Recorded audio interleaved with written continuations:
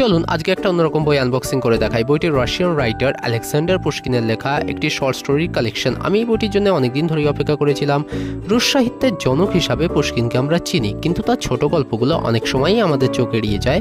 অথচ শর্ট স্টোরিসে তিনি যে ভঙ্গিতে চরিত্র, প্রেম, ভয়, রাজনীতি আর মানুষের অদৃশ্য আকাঙ্ক্ষা ফুটিয়ে তুলেছেন, তা রুশ সাহিত্যের ভবিষ্যৎ পথ অনেকটা গড়ে দিয়েছে। বইটিতে মোট 10টি শর্ট স্টোরি রয়েছে। প্রথম 3টি শর্ট স্টোরি একটু ছোট করে বলে দিই।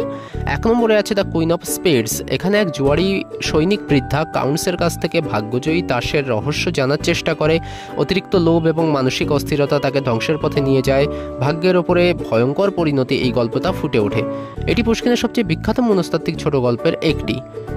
সেকেন্ড যে গল্পটি রয়েছে সেটি হচ্ছে দ্য পোস্টমাস্টার। এক গ্রামীণ পোস্টমাস্টারের একমাত্র স্নেহময়ী কন্যা দুনিয়া তার জীবনের কেন্দ্র, কিন্তু একদিন অফিসার তাকে প্রতারণা করে শহরে নিয়ে যায়। বৃদ্ধ পোস্টমাস্টার নিঃসঙ্গতায় ভেঙে পড়ে এবং মেয়ের অনুপস্থিতি তাকে গ্রাস করে।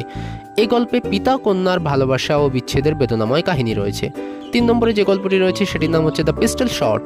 এক রহস্যময় অফিসার দীর্ঘদিন ধরে প্রতিশোধের অপেক্ষা করে, অন্যদের কাছে তার গোপন অতীত অজানা থাকে।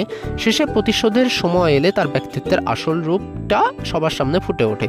তো এই ছিল সবটা, বাকিটা আপনারা একবার হলেও চেক আউট করতে পারেন। থ্যাংক